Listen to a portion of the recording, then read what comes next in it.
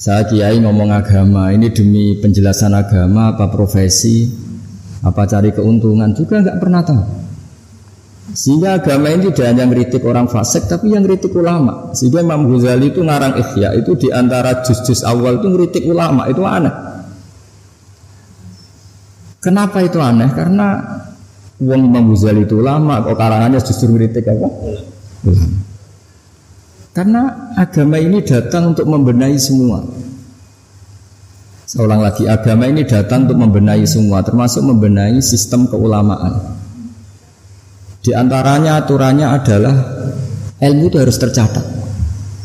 Jadi notaris itu nggak boleh bangga. Sebetulnya itu mengikuti tradisi tertua dalam sejarah alam raya ini. Awwalu ma khalaqallahu itu al-qalam.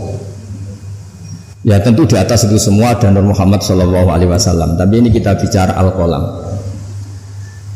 Nah kenapa semuanya harus tercatat? Saya sedikit cerita.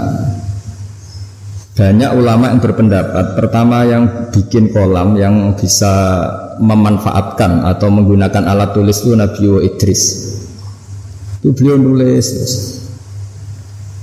sehingga beliau itu warfa'na humatanan aliyah, termasuk Nabi yang punya derajat yang tinggi, karena jasanya itu suka nulis. Nah, akhirnya ini saya cerita ilmu keahlian yang saya tekuni, keahlian disiplin yang saya tekuni. Ketika Rasulullah SAW masih sugeng, itu semua yang dilakukan itu dicatat. Andai kan nggak dicatat, maka kita tidak tahu mana yang dulu, mana yang belakang, dan nanti punya efek hukum yang dulu bisa dinasah, dibatalkan oleh catatan yang lebih baru. Seperti undang-undang juga gitu, ada revisi, semuanya ada amandemen, semuanya ada itu. Itu semuanya dicatat. Tapi jangan katakan catatan itu mengikat, ya tidak juga. Karena yang bohong juga banyak. Sehingga dalam ilmu hadis ada hadis maudhu, dipalsukan. Jadi kalau notaris kok ceritanya baik semua ya Pak Arifin, ya tidak mungkin hadis saja bisa dipalsu, apalagi notaris akte. Itu di Jakarta saya sering ketemu orang-orang kaya kalau cerita. Satu tanah sertifikatnya bisa 3, asli semua. Itu kan ribet. Nah, kalau di dunia perdukunan itu semuanya bilang punya Nogo Sosro, asli semua. Sing ahli Istanbul ya semuanya punya Istanbul, semuanya ngeklaim asli semua.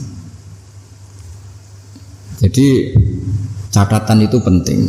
Tapi kemudian validasi tadi menurut agama itu siapa? Era dulu yang dipercaya itu orang adil. Orang adil itu orang yang gak pernah dosa besar atau tidak sering melakukan dosa kecil. Lalu dunia ini bergeser lebih mendengar ke saksi ahli. Ini yang mulai agak ruwet menurut agama, tapi tidak ruwet menurut ilmu modern. Yaitu saksi itu harus orang yang ahli, yang membidangi itu. Padahal ahli itu biasanya ya ahli dalam bidangnya, juga ahli ngakali. Makanya dulu guyonannya Gus Dur itu terkenal itu. Ada ustadz itu agak salah itu. Ya memang salah itu. Ada wartawan dia nggak ngerti ustadz, singkat cerita ustadz itu orang suci, kenapa maksiat itu? Jawabannya Gus Dur lucu. Yang boleh maksiat itu ustadz, kamu tidak boleh. Kenapa Gus? Karena dia tahu caranya tobat, kamu tidak tahu. Jadi sebelum maksiat sudah tahu, kalau melihat perempuan lain tobatnya wudu kan gitu. Kalau ngerasani Pak Imam nanti tobatnya minta maaf kan, sebelum dosa sudah tahu caranya tobat. Nah, orang-orang ahli hukum, ahli pidana itu tahu cara ngakali pidana. Jadi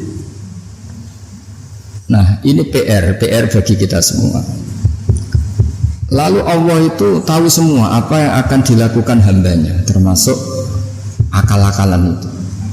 Baik akal-akalan mereka yasa kebenaran maupun akal-akalan dalam apa saja. Di sini akhirnya Quran itu ya bicara wa makaru wa makarallah wa huwa khairul makirin. Karena manusia itu mulai dulu cerdas.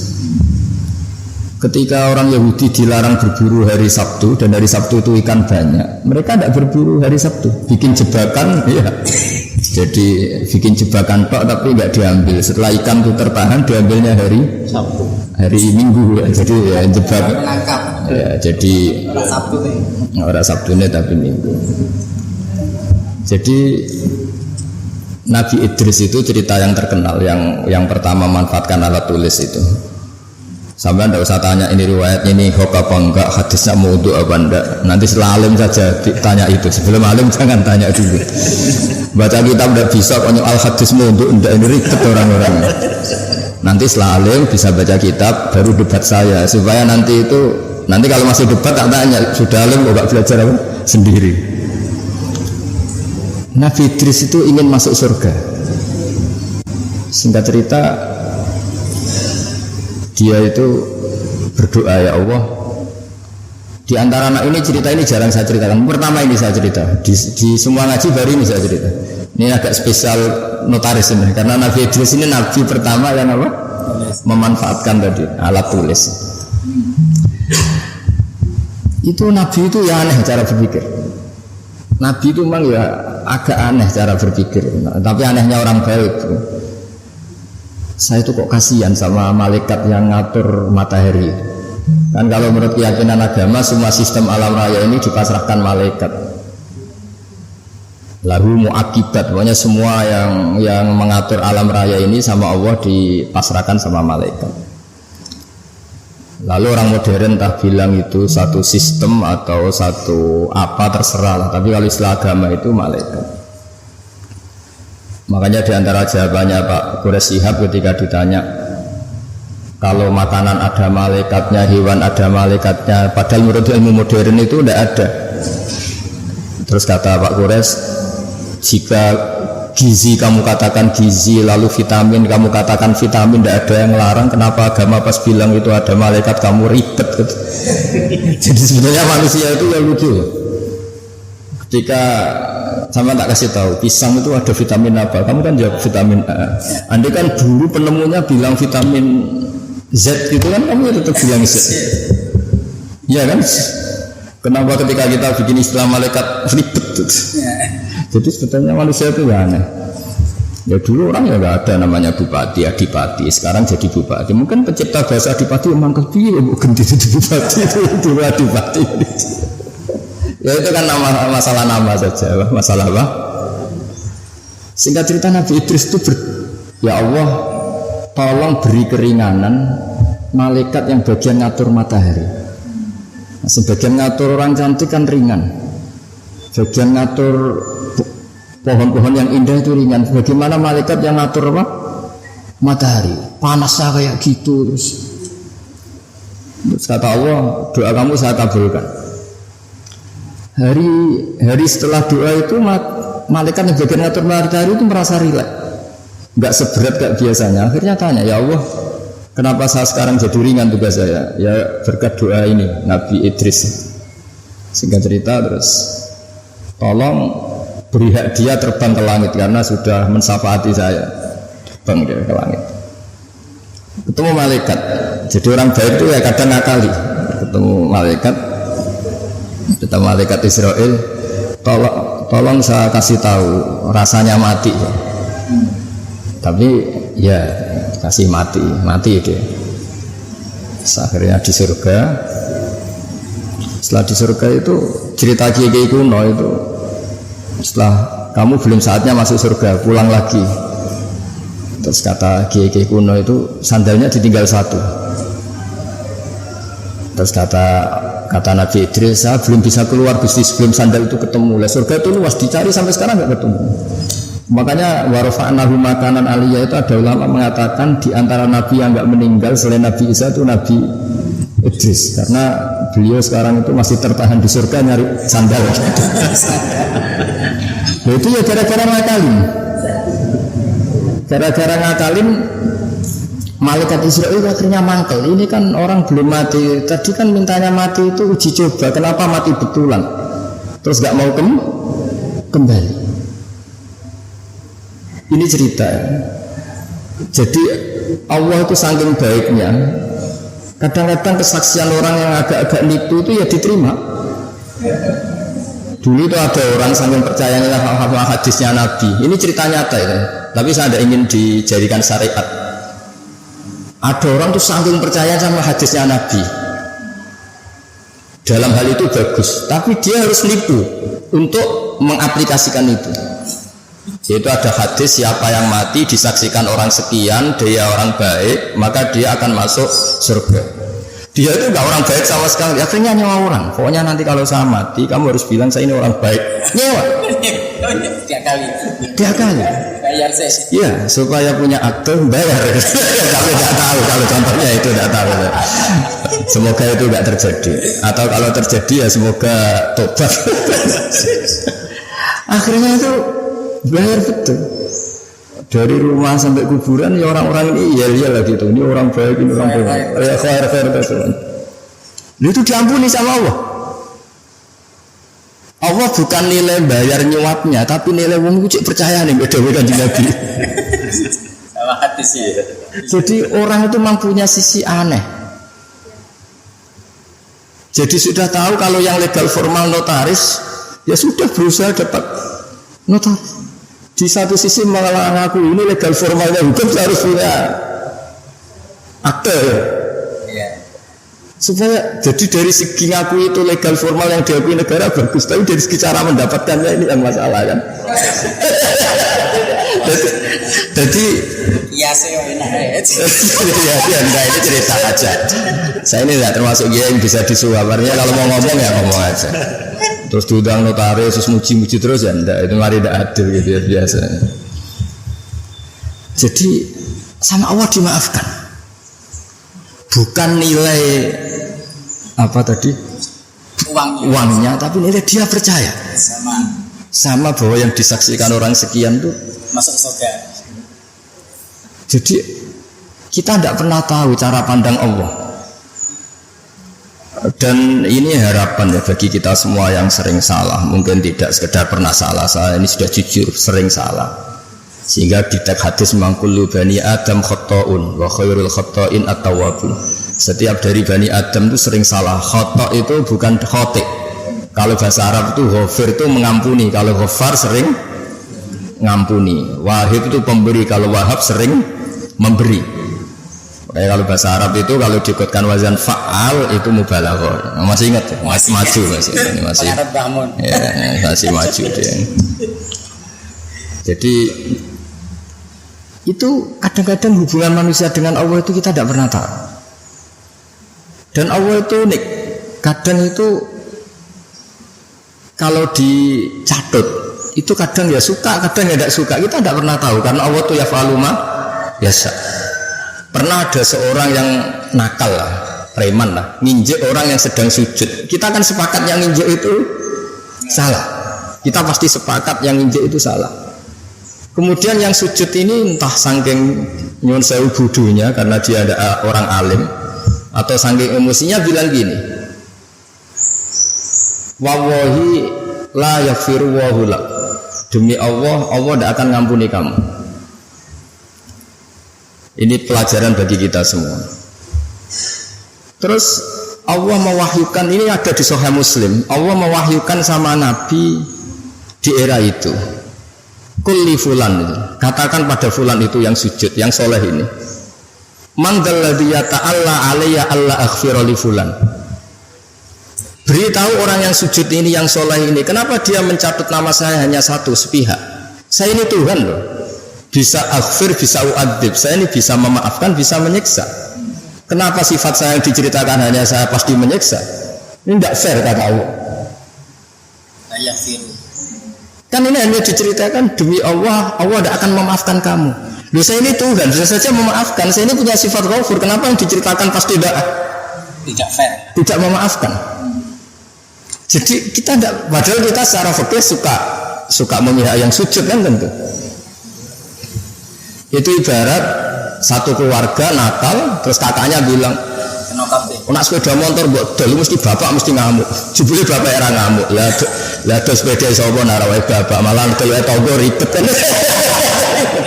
Kita tidak pernah tahu tingkat pemaafnya orang tua. Nah kita hubungan dengan Tuhan kalau kita soleh seringnya gitu. Dengan kita Allah memaafkan, dengan orang lain tidak. Tidak bisa seperti itu. Allah tetap punya sifat dua, diulang-ulang tuh. Yaghfiru liman yasha wa yu'adzibu. Tapi inginnya kita sama orang lain, apalagi itu musuh kita, Allah yu'adzibu ma yasha. Tapi dengan kita yaghfir. Jadi Allah itu kita atur kan. Itu tidak boleh. Allah tetap yafalu ma yasha. Jadi bisa saja saya nanti masuknya surga itu dulu Pak Imam saja, meskipun hanya PLT Bupati bisa saja. Karena Allah yafalu, masa boleh saja. Tapi boleh juga kalau dia dahulu saya diusir lagi ya boleh saja kan. Tapi yang jelas itu Allah nggak suka dicabut sepihak, itu nggak suka. Nah sehingga maksud saya ngaji di sini. Ketika kita sudah punya legal formal akte misalnya, jangan lalu melupakan bisa saja fakta sebenarnya tidak seperti itu. Karena tidak gampang, legal formal mewakili fakta itu tidak gampang. Saya cerita sedikit ini sekaligus peringatan bagi semua yang nangani hukum lah atau legal formal. Saya juga pernah didolani Dirjen Kemenhum.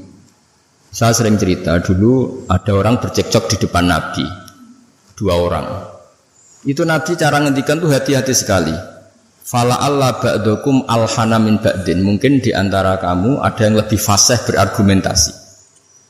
Fa'ad dia kemudian saya putuskan sesuai argumentasi yang saya dengar karena lebih meyakinkan. Akhirnya saya menangkan. Tapi ketika saya menangkan dan dia ternyata salah, sebetulnya saya hanya ngasih dia neraka. Maka bertobatlah orang yang berpinter argumentasi. Jadi kan data itu ya bisa dipalsukan, argumentasi bisa dikondisikan, apa saja bisa. Jadi Nabi yang Nabi saja ketika bikin keputusan tentang sengketa-sengketa sosial, Nabi kalau ngendikan fala Allah ba'dukum alhan itu lebih fasih berargumentasi, sehingga saya putuskan sesuai data yang diberikan ke saya. Tapi ketika data itu palsu atau enggak benar, sebetulnya saya hanya ngasih dia neraka.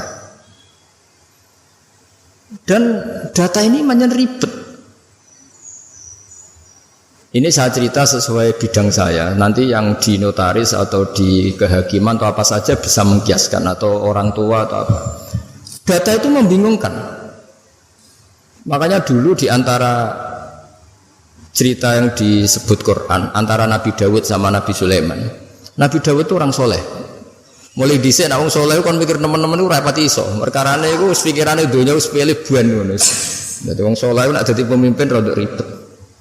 Nanti kira-kira bupati mbek kula ya saleh kula nak mimpin itu ribet. Wong saleh iku mergo cara wong saleh iku donya iku sepele, buan PPN barang napa? Donya wae. Tapi nak wong rapati saleh kan iman. Jadi penting ra saleh itu kadang ya penting. Singkat cerita itu ana isu ya. Ana isu itu wong ayu tapi stres. Diperkosa wong papat. Walhasil akhirnya hamil dilaporkan ke Nabi Dawud. Nabi Dawud barang dilapuri sing 4 ini termasuk tokoh. Rasa diterusno tokoh agama nanti keliru, nanti geger. Wae tokoh lah. Ya aja muni tokoh birokrasi kok banyak tersinggung. Wae tokoh. Malah itu orang terpandang. Singkat cerita Nabi Dawud dilapuri paling dihamili anjing. Yang 4 orang itu bilang gitu. Nabi Dawud namanya orang soleh. Yes. Daripada mengkasuskan orang yang enggak kasus, diam aja. Setelah keputusan itu kelar, Nabi Sulaiman masih umur 13 tahun di situ. Kalau saya hakimnya, maka akan saya putuskan tidak seperti yang diputuskan bapak saya. Padahal Sulaiman itu bin Dawud. Terus kata Nabi Dawud, ya sudah kamu gelar pengadilan lagi, kamu hakimnya. Jadi dulu itu biasa anak sama bapak beda itu biasa. Kalau urusan ilmu biasa. Kalau sekarang ada anak beda gegernya itu biasa deh. Kalau masalah ilmu, saya ulang lagi masalah ilmu, bukan masalah harta, bukan masalah kekuasaan. Akhirnya Nabi Sulaiman, dan ini menjadi ilmu yang sekarang ditiru para intel, para kasat reskrim, para itu. Nabi Sulaiman akhirnya tanya sama 4 tokoh ini. 4 orang itu aja, nggak usah tokoh ribet. Tapi sebenarnya tagnya itu tokoh. Dipanggil satu-satu. Yang merkosa itu anjingnya warnanya apa? Hitam katanya. Dah kamu ke sana. Yang kedua ditanya, warnanya apa? Merah. Padahal 4 orang itu ketika di depan Nabi Dawud, 4-4-nya bersaksi bahwa itu diperkosa anjing. Semuanya menyaksikan. Nabi Dawud memutuskan ya sudah anjing kita coba. Nabi Dawud tidak mau ribet. Berarti sudah merah, hitam, putih. Tidak tahu yang keempat jawab apa gak ada anjing. Pokoknya 4 ini warnanya beda-beda. Setelah satu-satu terus dikonfrontasi bareng. Kamu tadi bilang apa? Hitam. Kamu tadi bilang apa? Merah. Kamu tadi bilang apa? Putih. Katanya menyaksikan bareng. Kenapa anjingnya jadi beda-beda? Berarti kamu bersekongkol bohong ya? Wah, akhirnya ngaku kalau keempat ini yang tadi yang merkosa. Jadi apa ya? Menghakimi itu tidak gampang. Sehingga di Quran itu kalau Allah muji Nabi Daud itu hanya dipuji kebaikannya. Di antaranya inna sakharna ma'hul jibala yusabbihna seterusnya. Tapi ketika masalah hukum kata Allah fafahamnaha Sulaiman wa kullan atayna hukmau wa ilma. Jadi kalau masalah kecerdasan memberi hukum itu kata Allah fafahamnaha Sulaiman, cerdas anaknya. Begitu juga ketika ada mbak sama adik punya anak, sama-sama punya anak. Anak itu kalau kecil kan wajahnya mirip-mirip. Apalagi saudara ya, anaknya mbak sama adik. Singkat cerita di tengah hutan itu dimakan oleh serigala. Ya kalau sama-sama cantik anaknya kan mirip-mirip karena bersaudara. Nah sing sitok Afrika, sitok Indonesia kan raine sekarang beda. Ini kan sama-sama satu klan yang sama, satu marga. Setelah dilaporkan Nabi Daud, beliau memutuskan sesuai yang meyakinkan argumentasinya. Diputuskan, ya sudah yang hidup ini milik kamu. Misalnya menang adiknya. Ya sudah, karena kebetulan yang sebetulnya punya bayi tadi tidak bisa berargumentasi. Akhirnya Nabi Sulaiman ya sama. Kalau saya hakimnya tidak saya putuskan seperti itu. Ya Nabi Daud ya fair, silahkan gelar pengadilan lagi. Digelar. Kata Nabi Sulaiman, ambilkan sapeso. Daripada 2 bersaudara ini bersengketa, bayinya dipotong 2 ya. Dibagi katanya. Ini yang mbaknya ini yang tadi kalah itu langsung spontan. Enggak, itu enggak bayi saya, silahkan dikasihkan adik saya. Sing adiknya tenang saja. Terus adiknya ditanya, kenapa kamu tenang saja? Kalau adiknya harus dibagi. Akhirnya dimenangkan mbaknya.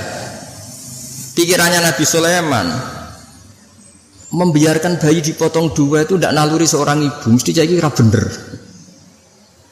Sing mbaknya karena ingin bayi ini nggak dipotong sampai rela dikasihkan orang lain. Sementing bayi saya hidup. Ini naluri seorang ibu. Nah, ini kepintaran Sulaiman. Jadi dia memanfaatkan psikologi untuk memutuskan siapa yang. Sebetulnya di notaris, di kehakiman bisa pakai teori itu. Ono wong kok oleh ngajokno permohonan wis bulat terus. Jadi wis alamat terus. Karena kata Nabi itu semua riwayat mengatakan al-haqqu sahlun. Kebenaran itu nyaman. Bawaannya kebenaran itu nyaman. Ditanyakan tetangga-tetangga yaitu miliknya, ditanyakan kerabatnya yaitu miliknya. Tapi kalau barang nggak benar itu mesti mubang. Kan harus ngambil data-data yang nggak valid divalidkan yang atas. Sebenarnya kalau barang hak itu pasti gampang. Tapi masalahnya selalu ada orang yang pintar berargumen. Nah, makanya terus ada aturan tadi al-bayyinatu alal mudda'i. Jadi mudda'i itu orang yang mengklaim itu harus lebih punya bukti. Tapi lagi-lagi ini masalah-masalah yang kita di zaman akhir itu kemudian ada profesi yang kadang-kadang nyuwun sewu keahlian itu lebih dipercaya ketimbang kesolehan. Saya itu kalau boleh komplain itu ya komplain, tapi SKBU takdir. Misalnya ini contoh ya yang terkait kita nekuni agama. Kita ini tentu suka bela orang soleh itu suka. Kalau saya nuruti hirah diniyah itu bela orang soleh itu suka. Tapi kita juga harus tunduk sama sifatnya Allah Ta'ala itu wa yaghfiru liman yasha. Juga kita harus tunduk bahwa Allah bisa saja mentobati siapa saja, kapan saja. Jika Nabi itu kalau disuruh masuk mau munafik itu ya enggak mau. Bisa saja Allah itu aradawahu bi khairan entah kapan. Kayak apa bencinya Nabi sama Wahsy karena membunuh orang paling dicintai Nabi itu Qatilu Hamzah. Tapi malah Wahsy dikasih apa? Tobat sama Allah. Makanya kata Imam Ghazali, berapa orang sing sabbal anbiya akhirnya yatubu alaihim. Itu yang akhirnya iman sama Nabi itu dulu orang-orang yang pernah ingin bunuh Nabi. Iya, Abu Sufyan itu yang mimpin perang Uhud Abu Sufyan, mimpin perang Badar Abu Sufyan. Tapi akhirnya tobat jadi mertuanya Nabi. Sehingga kita ini atas nama agama juga ininya bela orang soleh mati-matian. Tapi atas nama agama juga memberi harapan kepada orang yang sedang fasik karena banyak cerita mereka itu tobat. Sehingga kalau kita atas nama ilmu ya sudah ngikuti cara Allah ngendikan. Misalnya liyajzawu shadiqina bisidqihim wa yu'adzibal munafiqina ya insa'a aw yatuba. Sudah kita harus ngomong 2 kali. Allah menyiksa orang munafik itu ya insa'a kalau Allah ingin. Aw yatuba atau Allah memberi tobat. Jangan karena kita marah seakan-akan orang itu pasti kena siksa. Tidak mesti juga. Bisa saja Allah ngasih ampunan. Makanya ada 2 hadis terkenal dalam hal ini. Yang satu Nabi pernah ngendikan al-qatil wal maqtul finnar. Yang bunuh maupun yang dibunuh sama-sama di neraka. Sahabat komplain, hadza al-qatil fama balul maqtul. Oke, kalau pembunuh di neraka masuk akal ya Rasulullah. Kalau yang dibunuh kenapa harus di neraka? Jawab Nabi itu unik. Yang dibunuh itu sebetulnya masalah nasib saja, mentalnya tetap pembunuh. Sehingga dia harus tetap ketika orang duel sama-sama pakai pedang, semua mentalnya apa? Pembunuh. Mentalnya sama-sama cuma inisial mati, tapi mentalnya tetap pembunuh. Sehingga dengan dihitung niatnya ini ya sama-sama harus di neraka. Al-qatil wal maqtul finnar. Tapi Nabi pernah ngendikan juga suatu saat saking rahmatnya Allah, al-qatil wal maqtul sama-sama happy di surga. Sama-sama senang di surga. Hadza yaqtulu hadza fayatubu hadza, ya akhirnya ketemu di surga. Ya tadi Sayyid Hamzah karena dibunuh Wahsy, beliau syahid langsung surga. Wahsy karena tobat dan mengkafaroi membunuh Musailamah al-Kadzdzab juga di surga. Semuanya mungkin karena Allah yaf'alu ma yasha. Dan Allah yaghfiru liman yasha wa yu'adzibu man yasha. Nah di sini kenapa banyak kiai-kiai alim itu tidak tegas. Kata orang yang enggak pinter, kiai NU ora tegas. Sakjane kok perkara tegas ora tegas. Yo pancen ngaji, entuke ngaji wis ngene iki. Ini bukan urusan tegas tidak tegas, pancen entuke ngaji kabeh ora mesti. Sehingga sing soleh pun berdoa mati-matian supaya husnul khotimah. Kita mungkin saudaranya itu 5. Ternyata mungkin di antara mereka ada yang cara mendapatkannya itu coro Jawa menang-menangan. Ya kan kita tidak pernah tahu.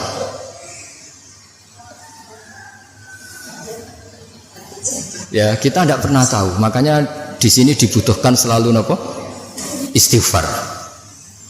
Ya saya ulang lagi ya. Jadi kita ini tidak pernah tahu. Jangan-jangan yang kita miliki itu ada kecampuran-kecampuran hak orang lain. Karena kita tidak pernah tahu. Meskipun sekarang legal formalnya kita punya sertifikat, punya seperti ini contoh. Mungkin ini banyak yang tersinggung, tapi ini hukum tetap saya beritahu. Dulu Nabi itu melarang kalau orang terpelajar bertransaksi sama orang lugu. Dalam ilmu ekonomi itu layabi hadirun libadin. Orang terpelajar itu nggak boleh transaksi sama orang lugu. Karena bawaannya itu mesti ngakali. Bawaannya itu mesti ngakali. Terus naha Rasulullah antalakir rubban. Nabi itu melarang secara ekonomi penjual dari kampung-kampung itu dicegat sebelum masuk pasar. Jadi Nabi inginnya orang yang bawa sapi itu sampai ke pasar sapi supaya ngerti harga pasar. Tapi kadang-kadang tengkulak itu suka dicegat di perjalanan, apalagi dulu belum ada internet, belum ada HP. Terus orang dicegat ngertinya yaitu sudah harga terbaik. Padahal itu harga paling murah. Itu sehingga naha Rasulullah antalakir rukban. Terus di kitab Fathul Mu'in, ini dengerin semua maklar-maklar ini supaya tobat. Di Fathul Mu'in itu wala yasikhu bi'ul fuduli. Jual belinya maklar itu enggak sah. Di kitab Mu'in. Tapi Indonesia kan enggak anut Mu'in, anut untung rugi kadang-kadang gitu. Jadi misalnya gini Pak Arifin ya. Saya ini orang desa bawa sapi ya, kalau sudah mbah-mbah tua itu.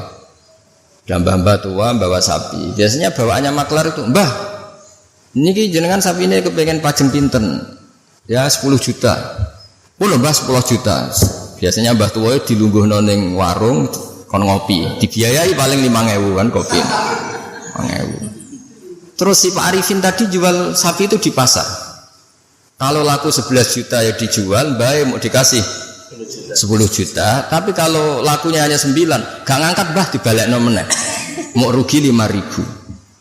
Nah, pertanyaannya gini. Ketika nyata-nyata laku 11 juta. Uang 11 juta itu imbalannya sapi apa imbalan omongannya Pak Arifin? Harga sapi apa harga apa? Enggak, sapi itu masih milik siapa coba? Mbah itu. Berarti uang 11 juta itu milik siapa? Mbah itu. Tapi kamu ikhlas enggak nyetorkan 11 juta? Mana cari ini 1 juta berarti ini. Mesti Mbah mau kan sampean kepengen 10 juta itu 10 juta. Pertanyaannya tetap saja secara fikih 11 juta itu semuanya milik Mbah tadi. Karena yang kamu jual masih. Nah, sebetulnya ada cara supaya halal. Mbah sapi tak utang. Berarti kalau diutang nanti ketika payu 11 juta ya kamu ya gak masalah kan posisinya Mbah sapimu payu dol piro 10 juta. Oke 10 juta tak utang Mbah ya. Berarti payu 11 juta kamu bayar 10 juta. Tapi resikonya nak payu 8 juta kamu tetap bayar 10 juta. Tapi kalau selama akadnya maklar, itu yang kamu jual tetap milik Mbah itu. Dan berapapun harganya, uang itu ya milik Mbah itu. Karena as-saman fi muqabalatil mabi, harga ini tetap harga barang yang dijual. Sementara itu masih milik Mbah tadi. Jadi, nah saya tidak tahu apa mazhab lain membolehkan itu enggak. Tapi tetap normalnya itu ribet. Jadi makanya Nabi itu dulu tuh nggak suka kalau ada orang lugu-lugu dagangan beung pinter, nggak suka. Sampai Nabi ngintikan la yabi hadirun di badin. Hadirun itu orang kota, badin itu wong bedui. Saking inginnya itu. Nah, artinya mungkin di notaris, di kejahakiman, di kejaksaan itu ojo sampai lawang terpelajar berperkara ambek wong lugu. Bawaane iki bodoni, iki dibodoni kan. Apa juga kita harus pakai hukum seperti itu? Potongannya kok lugu mbek wong pinter. Sik mbah ora babak, kok sik golek sing babak. Jadi ini kebenaran saya itu memang ingin mengungkapkan ya. Jadi cobalah perbaiki perilaku kita. Jangan sampai ada pembodohan dalam perdagangan maupun dalam pendidikan.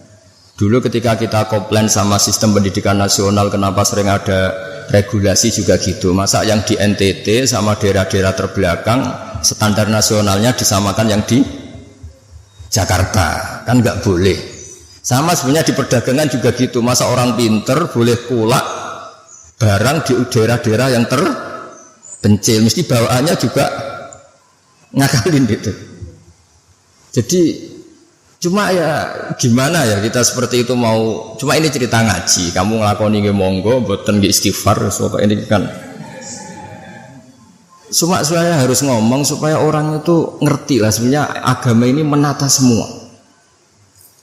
Soal kita tidak bisa melakukan itu ya kita istighfar, tapi agama ini sudah mengatur semua supaya sistem ini supaya mengayomi. Kan keluar tuh angger ono wong desa ngoten Kadang-kadang kula niku kan kecelok kiai gede lah. Kadang-kadang wong ya kepengin Gus kula niku di tanah sak menten teng daerah niki dol Gus regane murah. Ayo mending sampeyan nek pinter wae dagangan ribet pinter sik. Dan nek sampeyan butuh duit tenan nulung malah rapopo gak ribet sanggep ae hibah kek-kekan mergo ribet. Lah saiki ora wong duwe dhuwit iku seneng wong desa tetep goblok. Dan tetep kena di akal. Makanya kadang-kadang nyuwun sewu dinas pariwisata barang enggak harus istighfar. Mesti istighfar itu gini, kadang-kadang nyuwun sewu juga yang wisata. Yang wisata nak ditakoki, "Kenapa kamu suka main di daerah ini?" "Saya seneng, masyarakatnya masih tradisional." "Oh, saja adol serabi isu-isu." Mereka ini bangsa kita yang juga ingin maju, tapi sing tukang wisata seneng nak mereka tetap desa jadi gue tontonan, bukan gue objek. Kita ini katanya mau mengentaskan dari yang enggak terpelajar menjadi terpelajar. Kadang-kadang manusia pedalaman nyun sewu tinggo tontonan, manusia pohon tinggo. Udahlah, kiai ya istighfar, saya sebagai ulama juga istighfar, semuanya istighfar. Bahkan Nabi yang sempurna, yang maksum, yang enggak pernah salah pun menganjurkan semua orang itu harus tetap istighfar. Tapi kamu misalnya benci dinas pariwisata ya keliru-kelirunya tadi. Awal mereka terakses oleh publik ya gara-gara ini. Dan barokahnya terakses ini suatu saat anak-anak pedalaman ini akhirnya terpelah. Kita tidak pernah tahu hikmahnya. Jadi pokoknya semuanya terus butuh istighfar. Tidak bisa enggak. Ya misalnya secara legal formal Pak Imam ini PLT Bupati Rembang, mimpin Rembang. Tapi secara hukumnya Allah misalnya, jangan-jangan kamu pimpin tuh wali, orang wali mimpin wali kan kurang ajar misalnya. Jadi hukum ya semua hukum ya ribet kan menurut hukum tuh. Tapi ya sudah kita ya ikhlas wae dipimpin pancen aturan dunia gitu. Banyak kalau nanti guyon mbek Pak Ganjar dinanteng dunia mimpin kula sonan akhirat gentenan. Karena memang harus seperti itu. Nah jogeman ulama uga wali dari ning dunia dipimpin ning akhirat dipimpin menang ribet.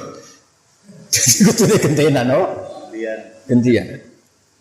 Nah ini pelajaran bagi kita. Jadi di antara keinginan Rasulullah SAW itu orang-orang yang tertinggal itu sampai masuk pasar Pak Arifin supaya ngerti harga pasar sehingga mereka terpelajar. Sama lihat di bab di Sahih Muslim atau Bukhari itu betapa Rasulullah itu di bab B itu diulang-ulang itu. Nah Rasulullah antalakir rubban la yabi hadirun libadin.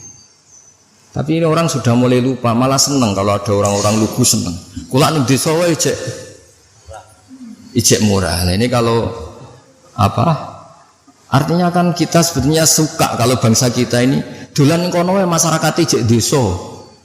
Suweneng. Anak bangsa sendiri, saudara kita sendiri kene wisata dhuwur gubuk, ndelok petani ijek desa nu suweneng. Menawa ning atine kena diakali. Nggak sing seneng rabi ya ngono. Rabi ini kene wae murah. Irit. Aktif pengen. Jadi Rasulullah itu kayak apa hebatnya itu. Jadi di antara yang dilarang Nabi gimana? Orang-orang desa bersentuhan sama orang. Tapi yang dilarang orang kotanya karena ini yang dianggap subjek. Nah ini enggak niat nyinggung siapa-siapa tapi cobalah wong ini ngaji supaya ngerti lah bahwa betapa agama ini mengatur apa semua. Saya kira demikian. Assalamualaikum warahmatullahi wabarakatuh.